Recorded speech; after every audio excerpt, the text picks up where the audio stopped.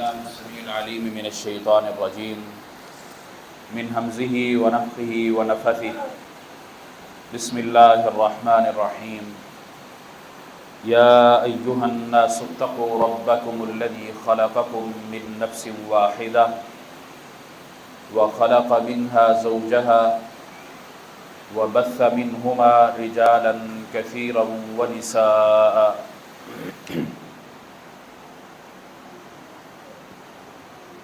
اللہ رب العالمین نے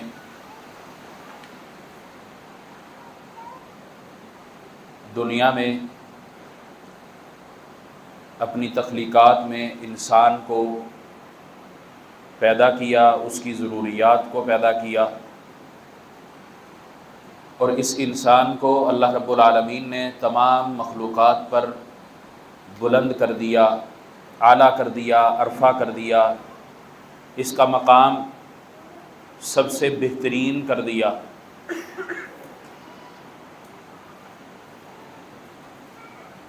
اور اسی طرح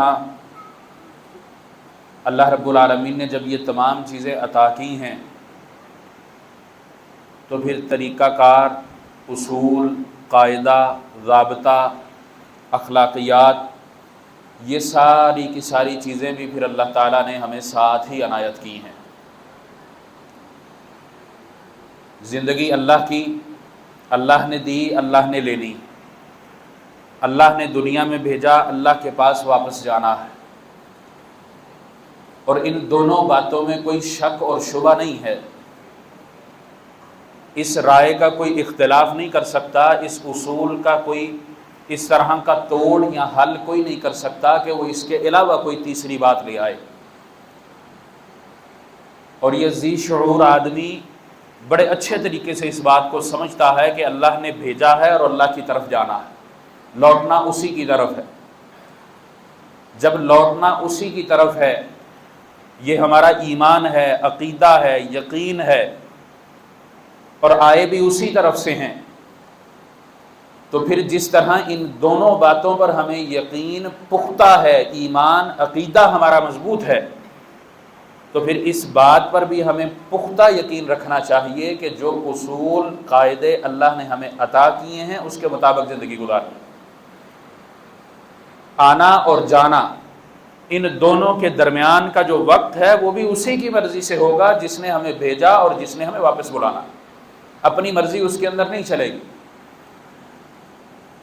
اور اسی طرح اللہ رب العالمین نے معاشرتی اعتبار سے، اخلاقی اعتبار سے بھی ہمیں بہت سارے اصول اور قاعدے بتلائے ہیں، جن کی بدولت، جن کے ذریعے ہم اپنی زندگی کو بہتر سے بہترین کر سکتے ہیں، اپنے رب کو راضی کر سکتے ہیں، اپنے آنے والے کل قیامت حساب کے دن اس کو اپنے لیے نجات کا ذریعہ بنا سکتے ہیں۔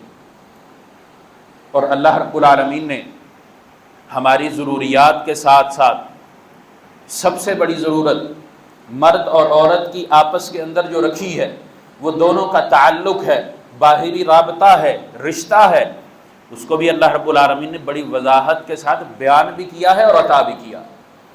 یا ایھا الناس اتقوا ربکم الذی خلقکم من نفس واحدہ۔ اللہ رب العالمین لفظ ناس کے ساتھ اس بات کا اعلان کرتا ہے کہ اپنے رب کا تقوی اختیار کرو۔ یا ایھا الناس اتقوا ربکم الذی خلقکم من نفس واحدہ۔ کس کا تقوی اختیار کرنا ہے؟ رب کون ہے، الہ کون ہے، تمہارا مالک خالق کون ہے، جس نے تمہیں ایک نفس سے پیدا کیا۔ الذی خلقکم من نفس واحدہ، ایک نفس سے، ایک جان سے۔ اور وہ جان کیا ہے؟ ہم بخوبی جانتے ہیں، ہم سب کے والد آدم علیہ السلام۔ اللہ رب العالمین نے اس ایک نفس سے پیدا کیا، مرد اور عورت دونوں۔ وَخَلَقَ مِنْهَا زَوْجَهَا، اللہ رب العالمین نے پھر اس ایک نفس سے اس کی بیوی کو پیدا کیا، دوسرے نفس کو پیدا کیا۔ وَبَثَّ مِنْهُمَا رِجَالًا كَثِيرًا وَنِسَاءً، پھر اللہ رب العالمین نے ان دونوں سے کئی سارے جوڑے پیدا کر دیے، مرد اور عورت کو پیدا کر دیا، زمین پر پھیلا دیا۔ گویا کہ ہمیں اپنی تخلیق کا مزید وضاحت سے تعارف ہوتا ہے، پتہ چلتا ہے۔ اور اللہ رب العالمین نے جب یہ تخلیقات ہمیں کر کے دے دی ہے، عنایت کر دی ہیں، تو پھر اس کا تقاضا یہ ہے کہ ہم اس کے آداب اور اس کے احترام کو بھی ملحوظ خاطر رکھیں، اس کو بھی جانیں، اس کو بھی سمجھیں۔ اور یہی وہ اسلام ہے، یہی وہ دین ہے جو اس بات کا تحفظ کرتا ہے کہ مرد ہے تو اس کا حق کیا ہے، عورت ہے تو اس کا حق کیا ہے، مجنون ہے تو اس کا حق کیا ہے، چھوٹا ہے، بچہ ہے تو اس کا حق کیا ہے، جانور ہے تو اس کا حق کیا ہے، الغرض کوئی بے جان چیز ہے تو اس کا بھی حق کیا ہے۔ یہ صرف اسلام کی یہ خوبصورتی ہے، دین اسلام کے اندر یہ اللہ رب العالمین نے بات رکھی ہے کہ وہ ہر ایک کا حق جس طرح اس کو ملنا چاہیے وہ عطا کرتا، اس کے اندر کوئی کمی پیشی نہیں ہے، کوئی زیادتی نہیں ہے کسی کے ساتھ، کوئی ظلم و جبر کسی کے ساتھ نہیں ہے۔ یہ صرف اسی دین کے اندر اللہ رب العالمین نے اس طرح رکھا۔ اور اللہ تعالیٰ نے گزشتہ جتنے بھی ادیان بھیجے، جتنے بھی مذاہب اللہ رب العالمین نے دنیا میں مقرر کیے، ان میں بیسک بنیاد یہی تھی، لیکن اس کے اندر تحفظ نہیں تھا، اس کو اس کی اصلی حالت پر نہیں رہنے دیا، اس کو اپنی مرضی کے تحت تبدیل کر لیا، جس طرح دل کیا، جس طرح منشا ہوئی، جس طرح آسان لگا، جس طرح پسند ہوا اس طرح کر لیا، اصل تعلیم پر نہیں رہی۔ لیکن دین اسلام کو اللہ رب العالمین نے یہ تحفظ فراہم کیا کہ اس کی حفاظت کا ذمہ اللہ کے پاس ہے۔ اس کے جو بنیادی اصول قاعدے ہیں، قرآن مجید ہے جو، اس کی حفاظت اللہ رب العالمین نے کی ہے، سنت مطہرہ کی حفاظت اللہ رب العالمین نے کی۔ اور جب اللہ رب العالمین کسی چیز کی حفاظت کرتا ہے پھر اس کو کوئی ضائع نہیں کر سکتا۔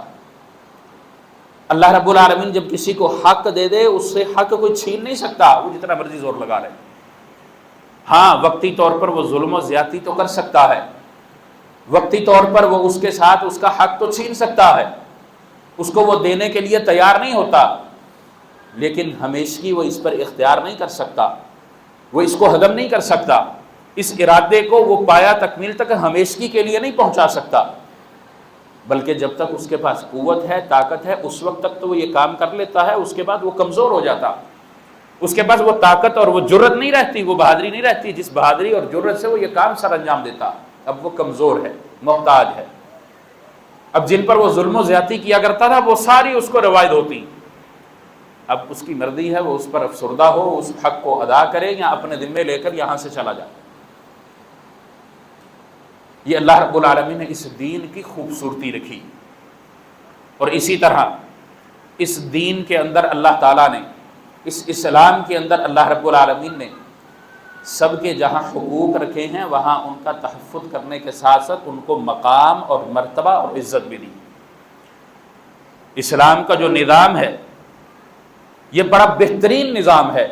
اس نظام کے سامنے اگر سابقہ ادیان اور مذاہب کے نظام کو بھی اٹھا کر دیکھ لیں تو کہیں نہ کہیں کوئی نہ کوئی کمی پیشی نظر آتی ہے۔ یہ وہ مکمل دین ہے، مکمل نظام اللہ تعالیٰ نے ہمیں عطا کیا ہے جس کے اندر کوئی کمی نہیں ہے۔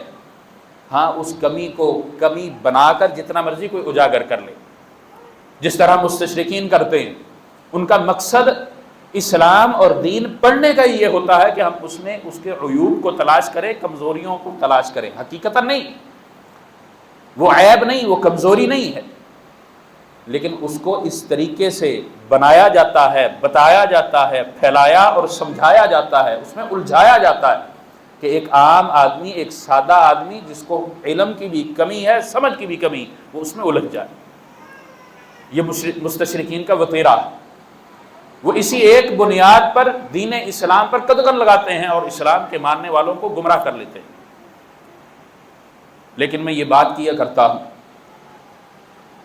کہ اس میں ان کا کوئی قصور نہیں ہے، اس میں ہمارا قصور ہے کہ دین ہمارا ہے، شریعت ہماری ہے، اسلام ہمارا ہے، تعلیم وہ حاصل کر رہے ہیں، ہم تعلیم سے بہرہور نہیں، اور اسی ایک بات کا وہ فائدہ اٹھاتے ہیں۔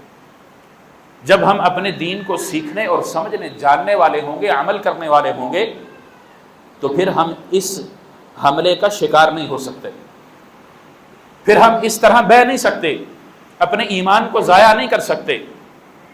اور اللہ رب العالمین نے ہم پر یہ احسان کیا کہ ہمیں اسلام کی نعمت سے مالا مال کیا، اس کو سمجھنے کی صلاحیت دی، اس کو اپنانے کے لیے ہماری سمجھ اور بوجھ، ہمارا ذہن وسیع کر دیا۔ ہاں بطور انسان عمل میں ہم کمزور ہوتے ہیں، لیکن بہترین انسان وہ قرار دیتا ہے جو اس عمل کی کوتاہی کو اپنے سے دور کر لیتا ہے، وہ اس عمل کی کوتاہی پر مضبوطی سے رہتا نہیں، گامزن نہیں رہتا، چلتا نہیں رہتا، بلکہ جہاں کمی کوتاہی ہوتی اس کی اصلاح کرتا ہے۔ یہ بہترین انسان، یہ بہترین مسلمان۔ اور اللہ رب العالمین نے جب مرد اور عورت کو پیدا کیا، یہ ہمیں تعریف بتا دی، تقوی اختیار کرنے کا حکم بھی دے دیا، ہمیں اپنی تخلیق کے بارے میں بھی آگاہ کر دیا، تو پھر وہیں پر اللہ رب العالمین نے ان دونوں کے حقوق بھی رکھے، ان دونوں کی ذمہ داریاں بھی رکھی ہیں، ان دونوں کو تعلیمات اور ہدایات بھی اللہ تعالیٰ نے دی ہیں، اور یہ وہی ہدایات ہیں جس کے ذریعے معاشرہ بہترین بن سکتا ہے۔ یہ وہی اصول، قاعدے اور ضابطے ہیں جن کے ذریعے ایک معاشرہ، ایک محلہ، ایک گھر بہترین مثالی کردار ادا کر سکتا۔ مثالی کون سا؟ مال کے اعتبار سے نہیں، افراد کے اعتبار سے نہیں، دین کے اعتبار سے۔ وہ مثالی کس بات پر ہوگا؟ شریعت اسلامیہ کے اعتبار سے وہ مثالی ہوگا۔ وہ مثالی کس اعتبار سے ہوگا؟ وہ اللہ رب العالمین کی فرما برداری کے اعتبار سے، محمد علیہ الصلوۃ والسلام کی سنت کو اپنانے کے اعتبار سے مثالی ہوگا۔ وہ اللہ رب العالمین کے ہاں سرخرو ہوگا۔ اس کی مثال اس طرح دی جائے گی، جن کو دین کی طرف ترغیب دلانی ہو ان کو یہ مثال دی جائے گی کہ اس طرح کے گھر کا ہونا چاہیے۔ یہ معاشرہ ہے جو بہترین قرار دیا جاتا ہے۔ کیوں؟ کہ اس نے وہ حقوق، وہ اصول، وہ قاعدے، ضابطے، وہ اخلاقیات تمام کے تمام جو اللہ رب العالمین نے عطا کیے ہیں ان کو اپنایا اور سیکھا، ان سے پیچھے نہیں ہٹا، ان کو بھولا نہیں ہے۔ اور دین اسلام اس کی کیا ہی خوبصورتی ہے کہ ہمیں وہ جو تعلیمات دیتا ہے اس کی مثال بھی دیتا ہے۔ گزشتہ ادیان میں سے اس کی مثالیں بھی ہمارے سامنے پیش کرتا ہے۔ آپ دین یہودیہ کو اٹھا کر دیکھ لیں، عیسائیت کو اٹھا کر دیکھ لیں، دنیا کا اس وقت سب سے بڑا مذہب عیسائی مذہب ہے، اگرچہ وہ اپنی اصلی حالت پر نہیں ہے، لیکن اس وقت سب سے بڑا دنیا پر جو مذہب ہے جس کے ماننے والے سب سے زیادہ ہیں تعداد کے اعتبار سے، وہ عیسائیت ہے، اگرچہ اصل نہیں ہے۔ اس کے اندر آپ ان قوانین اور ان حقوق کو دیکھ لیں، اس کا حال کیا ہوتا ہے اس کو دیکھ لیں۔ اور اسی طرح یہودیوں کے اندر دیکھ لیں، یہ دونوں افراط و تفریط کا انتہائی زیادہ شکار ہے۔ یہودیوں کا اس میں جو حقوق کا مسئلہ ہے وہ اس طرح کا ہے کہ اگر کسی دوسرے کی ہلکی سی بھی کوئی کمی نظر آتی ہے تو وہ اس بنیاد پر رشتے اور تعلق کو توڑنے کا حق بجا نہیں، اور اس کو وہ دین کا نام دیتے ہیں، اپنی کتابوں کے اندر اس کو شامل کر چکے ہیں۔ اور دوسری طرف تفریط کا یہ عالم ہے کہ عیسائیت کے اندر حق اتنا زیادہ کھایا جاتا ہے کہ کتنا بھی زیادہ اگر معاملہ خراب ہو، حق مارا جا رہا ہو، لیکن آزادی نہیں ملے گی، مرضی نہیں ہے۔ مرد اپنی مرضی کر سکتا ہے، عورت نہیں کر سکتی۔ ہاں تبدیل ہوتے ہوتے ہوتے موجودہ دور تک اگر ہم پہنچے تو جو اصل پہلے ظلم جو شروع تھا وہ آج اس کی شکل بالکل اور ہے، جو 1600 سال پہلے تھا آج اس کی شکل وہ ہے، لیکن اپنی اصلی حالت میں موجود ہے۔ حق نہیں دیتا، حق تلفی کر رہا ہے، افراط و تفریط ختم نہیں ہوئی، وہ وہیں کی وہیں موجود ہے۔ ہاں البتہ دائرہ اسلام میں داخل ہو گئے، جب اسلام کے قانون اور ضابطے کو دیکھتے ہیں تو پھر پورا حق ملتا، پھر اس بات کا تحفظ کیا جاتا ہے کہ ہاں اگر اللہ رب العالمین نے ایک مرد اور ایک عورت کو جوڑا بنایا ہے، میاں بیوی ان کے درمیان یہ رشتہ قائم کیا ہے نکاح کی بنیاد پر، تو دونوں میں اگر کمیاں کوتاہیاں ہیں اس کی اصلاح کرتے ہیں تو بھی حق اللہ نے دیا، اس کو اگر وہ نہیں نبھا سکتے اس کا بھی اللہ رب العالمین نے حق دیا۔ ثابت بن قیس رضی اللہ تعالیٰ عنہ کی مثال اسلام میں موجود ہے، صحیح بخاری میں ان کے واقعات موجود ہیں۔ اور اسی طرح دین اسلام میں اگر اس بات کا مشاہدہ دیکھا جائے تو سیدہ عائشہ رضی اللہ تعالیٰ عنہ کی ایک لمبی حدیث ہے صحیح بخاری میں، وہ اس بات کو بڑی وضاحت سے بیان کرتی بتلاتی کہ عرب قریش ان کا معاملہ کیا تھا دین اسلام سے پہلے، اور اس کی مثالیں اللہ رب العالمین نے قرآن مجید میں بہت ساری دی کہ ان کا رویہ ان حقوق کے معاملے میں کیسا ہوا کرتا تھا۔ وہ بیٹی کو، بچی کو کیا سمجھا کرتے تھے؟ وَإِذَا الْمَوْءُودَةُ سُئِلَتْ بِأَيِّ ذَنبٍ قُتِلَتْ، اللہ رب العالمین نے یہی حکم دیا یہاں پر، اور اسی طرح دیگر مقامات پر بھی اللہ رب العالمین نے اس طرح کی کئی ساری باتیں بیان کی. وَلَا تَقْتُلُوا أَوْلَادَكُمْ خَشْيَةَ مِنْ إِمْلَاقٍ نَحْنُ نَرْزُقُهُمْ وَإِيَّاكُمْ. یہ کس بات کا پیغام ہے، کس بات کی وضاحت؟ اور پھر ان کا رویہ بھی اللہ رب العالمین نے بیان کیا کہ ان کا رویہ ہوا کیا کرتا تھا، اس معاملے کے اندر وہ کیا کرتے تھے، کس طرح کا معاملہ تھا. بیٹے ہمارے ہیں، بیٹیاں اللہ کی. أَفَأَصْفَاكُمْ رَبُّكُمْ بِالْبَنِينَ وَاتَّخَذَ مِنَ الْمَلَائِكَةِ إِنَاثًا. وہ فرشتوں کو بیٹیاں کہا کرتے تھے کہ یہ اللہ کے لیے، اللہ نے اپنے لیے بنا رکھی، ان کو پسند نہ تھی. اور ان کا جو رسم اور رواج تھا، جو حقوق کا معاملہ تھا، ام المومنین سیدہ عائشہ رضی اللہ تعالیٰ عنہ بیان کرتی ہیں کہ حقوق کا تحفظ بالکل ہی نہیں تھا. معاشرے کے اندر عورت کا کردار، یہ تو چھوٹی بچی اگر بڑی بھی ہو گئی وہ، تو اس کے ساتھ اس کا کردار یہ ہوتا تھا کہ ایک عورت ہے، اس کے کئی سارے شوہر ہیں. ایک عورت ہے، اس کا شوہر خود اپنی مرضی سے اس کو دوسرے کے پاس بھیجتا. یہ ان کا رواج تھا. دین اسلام نے اس بات کا تحفظ کیا کہ تم اس کی حفاظت کرو، تمہاری نسل کی بھی حفاظت ہوتی ہے. یہ صرف اور صرف دین اسلام کے اندر یہ چیز، یہ بات ہے. اور اسی طرح اس بات کو بھی سمجھ لیں، یہ آپ نے ٹاپک لکھا ہے، مضمون لکھا ہے، اسلام کا نظام عفت و عصمت. ویسے تو عصمت لکھا ہوا ہے لیکن عصمت لفظ ہے. اس کا معنی مفہوم کیا، عفت کیا، عصمت کیا، دونوں قریب المعنی ہے. پاک دامن، پرہیزگار، اپنے آپ کا تحفظ کرنے والا، اپنی عزت کا بھی، اپنے لباس کا بھی، یعنی اپنے ہر چیز کا تحفظ کرنے والا. عصمت کیا ہے؟ اللہ رب العالمین سے ڈر کر گناہ کی طرف نہ جانے والا. یہ معمولی باریک سا فرق ہے، ورنہ دونوں ہم مانا، عفت بھی اور عصمت بھی. اور عفیفہ کیوں کہا جاتا ہے؟ کس کا خطاب، کس کا لقب ہے؟ سیدہ عائشہ رضی اللہ تعالی عنہا کا. ان کو عفیفہ کہا جاتا ہے کس لیے؟ ان پر جو تہمت لگی تھی اس میں سرخرو ہوئی تھی. وہ بہتان تھا، تہمت تھی، پاک دامن تھی. اس سے ہمیں یہ بات سمجھ آتی ہے کہ اس کا معنی پاک دامنی، اپنے دامن کو برا خراب ہونے سے بچانا، داغ لگنے سے بچانا، اس کا تحفظ کرنا. اور علم الکلام میں عصمت کی جو تعریف کی جاتی ہے وہ ممکن نہیں ہے، لیکن علم ہے ایک، میں وہ بھی بتا دیتا ہوں کہ پیدا ہونے سے لے کر، پیدائش سے لے کر موت تک کوئی بھی گناہ نہ کرنا. پھر ایسا تو بندہ ہی نہیں رہتا، انسان ہی نہیں رہتا، وہ تو فرشتہ بن جاتا. لیکن اس کی یہ ڈیفینیشن، یہ تعریف سمجھنے کے لیے کافی ہے کہ ہم ان الفاظ کا استعمال اپنی زبان میں، اپنی لینگویج میں کرتے ہیں تو اس کی حقیقت کیا ہے، اس پر ہمیں عمل کیسے کرنا ہے، پورا کیسے اترنا ہے، اس کا تحفظ ہم نے کیسے کرنا ہے، اپنی عزتوں کو ہم نے کیسے بچانا. اور اس کی ایک مثال قرآن مجید میں اللہ رب العالمین نے پاک دامنی کے بارے میں، حفاظت کے بارے میں ایک مثال دی. اور یہی وہ چیز بنیادی ہے جس بنیاد پر ان حقوق کی پامالی ہوتی، اس رشتے کو، اس تعلق کو خراب کیا جاتا. یہی وہ ایک بنیادی چیز ہے جو معاشرے کے اندر بہت ساری بیماریاں پھیلاتی، جو معاشرے کو گندا کرتی ہے، قدغن لگاتی ہے. اور یہی دین اسلام کے دشمن چاہتے ہیں، اور یہی ابلیس چاہتا ہے. رسول اللہ صلی اللہ علیہ وسلم کا واضح فرمان موجود. اور اللہ رب العالمین نے وہ کیا چیز بتلائی ہے؟ قُلْ لِلْمُؤْمِنِينَ يَغُضُّوا مِنْ أَبْصَارِهِمْ وَيَحْفَظُوا فُرُوجَهُمْ ذَلِكَ أَزْكَىٰ لَهُمْ. اور اللہ رب العالمین نے یہاں مرد اور عورت دونوں کے لیے الگ الگ حکم دیا، دونوں کو اللہ نے الگ الگ وضاحت سے بیان کیا. وَقُلْ لِلْمُؤْمِنَاتِ يَغْضُضْنَ مِنْ أَبْصَارِهِنَّ. پہلی چیز وہ نظر ہے، وہ آنکھ ہے. اور نبی علیہ الصلوۃ والسلام نے اسی ایک چیز کو شیطان کے تیروں میں سے تیر بھی کہا ہے، وسوسہ ڈالتا. ابتدا کہاں سے ہوتی؟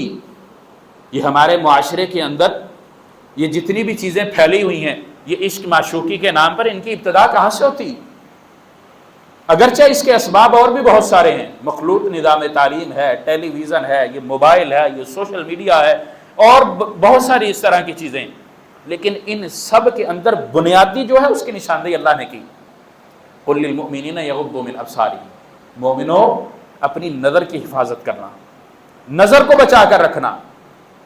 اور اسی طرح محمد عربی صلی اللہ علیہ وسلم نے اپنے صحابہ کی، اپنے ساتھیوں کی، اپنے شاگردوں کی تربیت بھی کی تھی، ان کو اس بات کا حکم تھا۔ اور اسی طرح اسی معاشرے کے اندر رسول اللہ صلی اللہ علیہ وسلم نے جس چیز کو پیدا کیا، بتایا، سمجھایا، انسان کو ضرورت پڑ جاتی، غیر محرم سے بات کرنے کی ضرورت ہے، معاشرے میں رہتے ہیں، رشتہ داریاں ہیں، آپ علیہ الصلوۃ والسلام نے آواز کے اندر سختی پیدا کرنے کا حکم دیا کہ کہیں آواز کے اندر بھی اس طرح کی نرمی نہ ہو کہ دوسرے کے دل کے اندر کوئی کھٹکا پیدا ہو جائے، کوئی خدشہ پیدا ہو جائے۔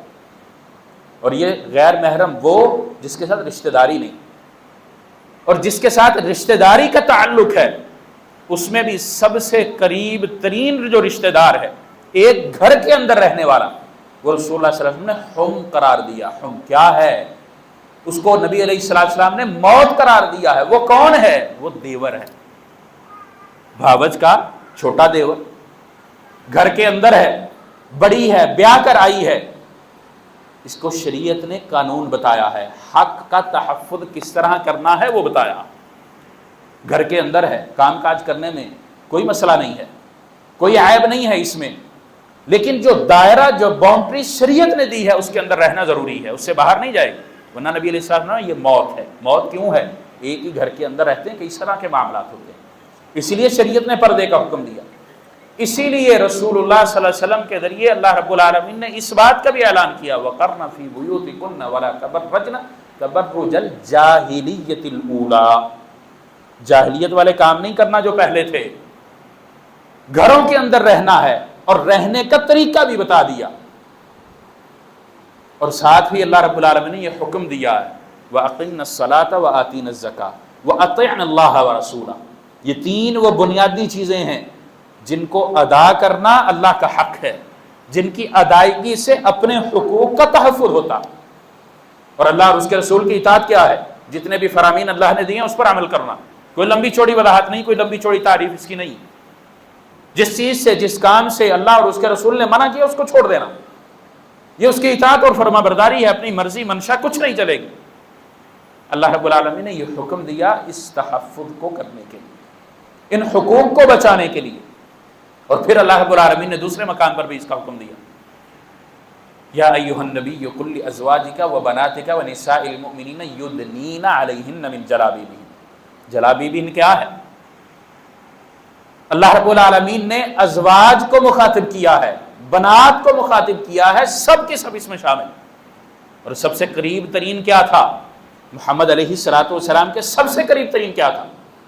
قل لازواجک، آپ صلی اللہ علیہ وسلم کی گھر والیاں سب سے زیادہ قریب تھیں، خواتین میں سب سے زیادہ قریب آپ علیہ السلام کے ساتھ یہی تھی، پھر بیٹیاں تھیں۔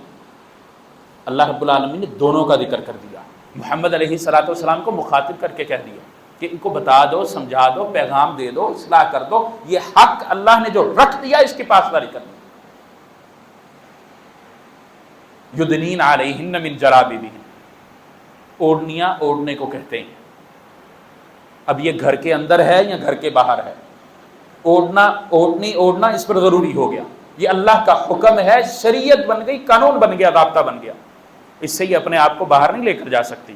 عفت اور عصمت، اس کا تحفظ اس چیز کے اندر ہے کہ وہ دین اسلام کے اصول، قاعدے بعین ہی اپنا لے۔ اور ہمارے معاشرے کی تباہی کا بڑا سبب یہ بھی ہے، اس کے اندر جو ناسور کئی سارے ہیں، ان کے اندر یہ بھی ہے۔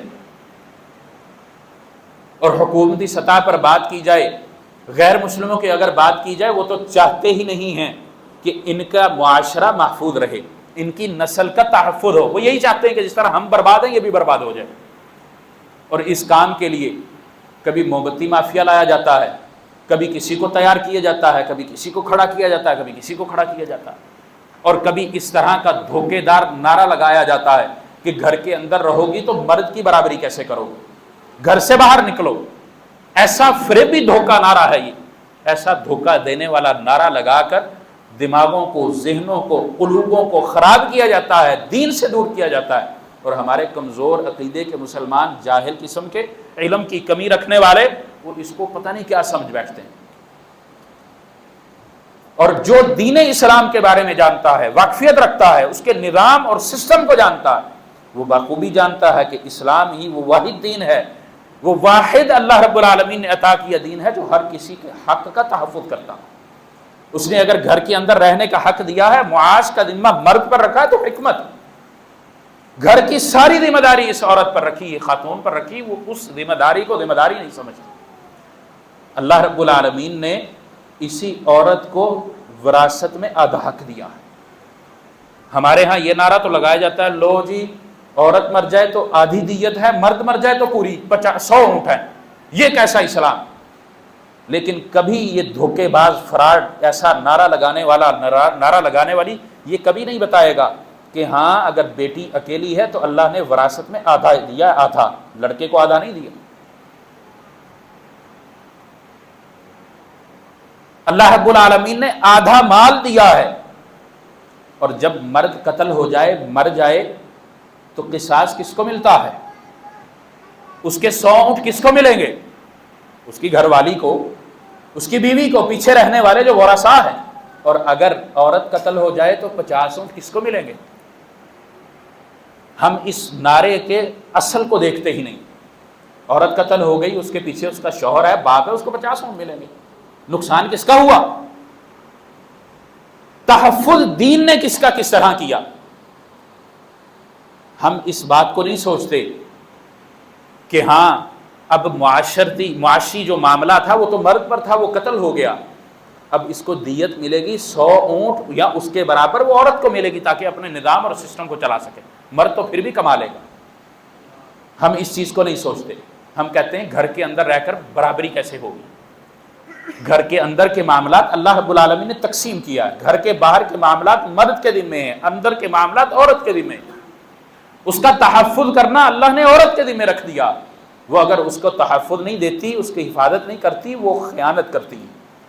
اور اگر مرد حلال کما کر اس کے لیے نہیں لاتا تو پھر وہ خیانت کرتا ہے۔ اللہ نے دونوں کے حق رکھے، دونوں کو عفت اور عصمت کی حفاظت کا اللہ نے حکم دیا۔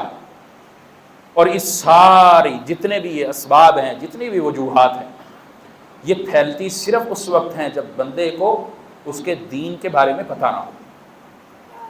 اور اسی طرح عفت اور عصمت کی ایک بڑی وجہ، یہ دیور کی میں نے ایک مثال دی، ہمارے رشتہ داروں کے اندر خاندانی مراسم ہوتے ہیں، تعلقات ہوتے ہیں۔ ایک گھر کے اندر ایک باپ، ایک عورت، ایک ماں کی اولاد آگے پل بڑھ کے بڑی ہوئی ہے، ان کی شادیاں ہو گئی، اب آگے ان کی اولاد ہے۔ اب وہ سمجھتے ہیں کہ شاید ہم ایک ہی گھر میں رہتے ہیں، کوئی فرق نہیں، چچے کا لڑکا، چچے کی لڑکی، ماموں کا لڑکا، ماموں کی لڑکی، پھپھو کا لڑکا، پھپھو کی لڑکی، آپس کے اندر وہ سمجھتے ہیں ہم بہن بھائی۔ ہاں بہن بھائی شریعت نے کہا ہے، لیکن غیر محرم، ان کا آپس کے اندر وہ تعلق نہیں ہے جو ایک خونی بہن بھائی کا ہے، ایک دودھ پینے والے رضائی بہن بھائی کا ہے، ان کا آپس کے اندر وہ تعلق نہیں ہے۔ اس کے اندر بھی عفت اور عصمت کی حفاظت ضروری ہے۔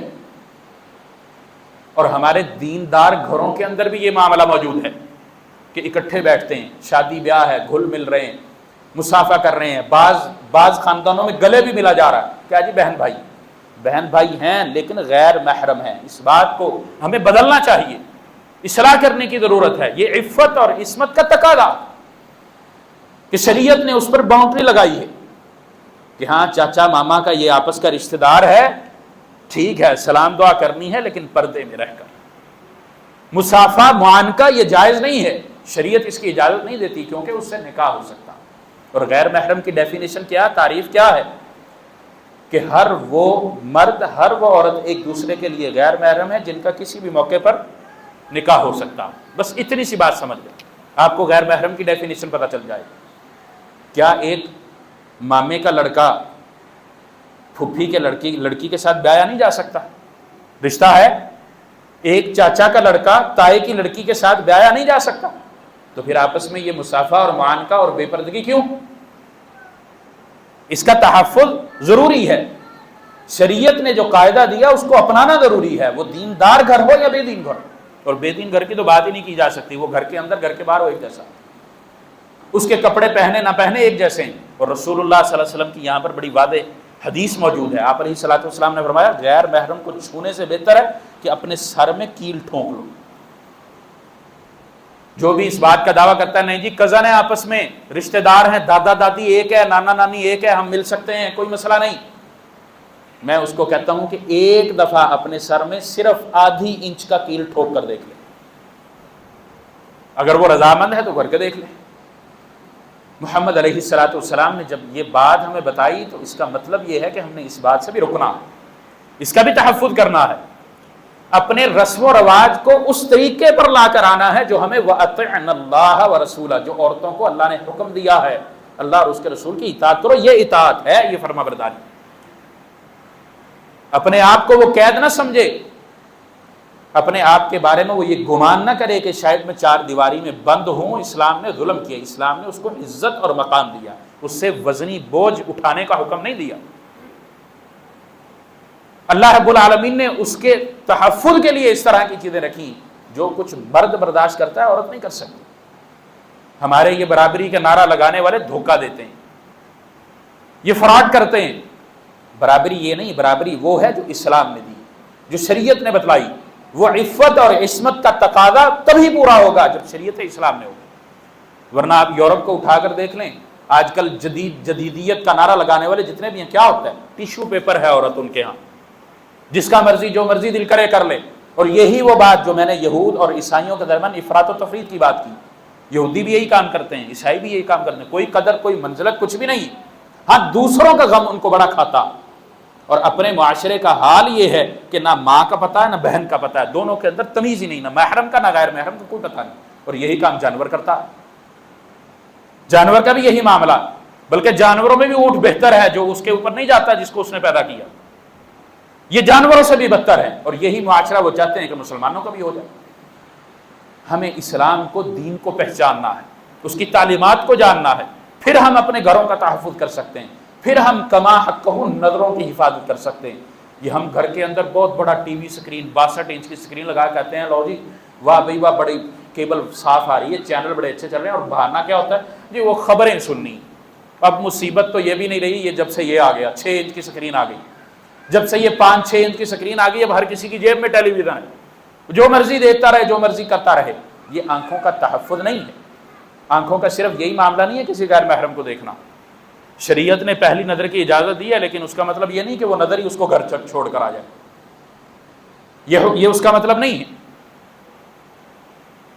اور محمد علیہ الصلوۃ والسلام کے زمانے میں خواتین مسجد میں نماز کے لیے آتی تھیں، آج ہم بڑا رول ڈالتے ہیں، وہ جی بے پردگی کا مسئلہ ہے، مسجد میں کیوں کرے گی جا، کیا کرے گی جا کے؟ بازاروں کے اندر وہ خوشبو لگا کے جاتی ہیں، مسجد کے اندر آنے سے منع ہوتا ہے۔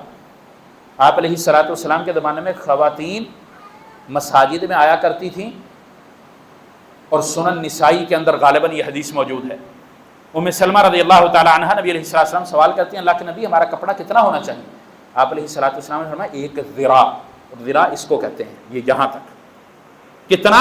پاؤں سے نیچے اتنا لمبا ہونا چاہیے۔ اللہ کے نبی وہ نیچے لگے گا، گھسے گا، گندگی ہے، اندھیرے میں ہم آتی ہیں پتہ نہیں چلتا نیچے کیا ہے، کیونکہ اس وقت باتھ روم اندر نہیں تھے باہر تھے۔ اللہ کے نبی علیہ السلام نے فرمایا اگر نجاست پر وہ لگتا ہے اس کے بعد مٹی اس کو پاک کر دیتی ہے، لیکن لمبے کا حکم ہے۔ آج کل مردوں کے کپڑے جو ہیں وہ ٹخنوں سے نیچے ہیں، عورتوں کے اوپر چڑھتے جا رہے ہیں۔ دین کیا سکھاتا ہے؟ وہ ہمیں تحفظ کہاں دیتا ہے؟ وہ اس چیز میں ہمیں تحفظ دیتا ہے جو صحابیات نے عمل کر کے دکھایا، امہات المومنین نے اپنایا۔ نبی علیہ الصلوۃ والسلام کی زوجہ ام المومنین عائشہ رضی اللہ تعالیٰ عنہا سے لوگ دین پوچھنے آتے تھے پردے کے پیچھے سے، حالانکہ نکاح حرام تھا، نبی کی بیویوں کے ساتھ نکاح حرام ہے کسی امتی کا، لیکن اس کے باوجود پردے کے پیچھے سے اور آواز کے اندر سختی۔ یہ دین تحفظ کرتا ہے، یہ عفت اور عصمت کا تقاضا ہے۔ شریعت ہمیں یہ چیز دیتی ہے، یہ سکھاتی، اور اگر ہم اس کو اپنائیں گے اپنی نسل کا بھی تحفظ کریں گے، اپنے معاشرے کا، اپنے گھر کا بھی تحفظ کریں گے، اور اس کو نہیں اپنائیں گے تو پھر دیکھ لیں جو کچھ ہو رہا۔ نظر کی حفاظت ہم جب علیحدگی میں نہیں کرتے تو باہر بھی نہیں ہو سکتی۔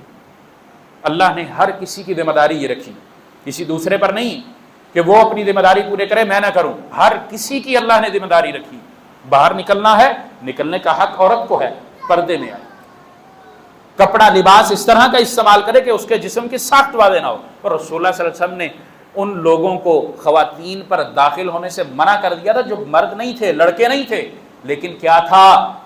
خواتین کی جسامت کو پہچانتے تھے، اس کے بارے میں بات کرتے تھے کہ ہاں اس کی ساخت ایسی ایسی. نبی صلی اللہ علیہ وسلم سنا کہا ان کو عورتوں پر داخل ہونے سے منع کر، یہ عورتوں پر داخل نہیں ہوں گے، ان سے بھی پردہ. اور نابینا سے رسول اللہ صلی اللہ علیہ وسلم پردہ کروایا.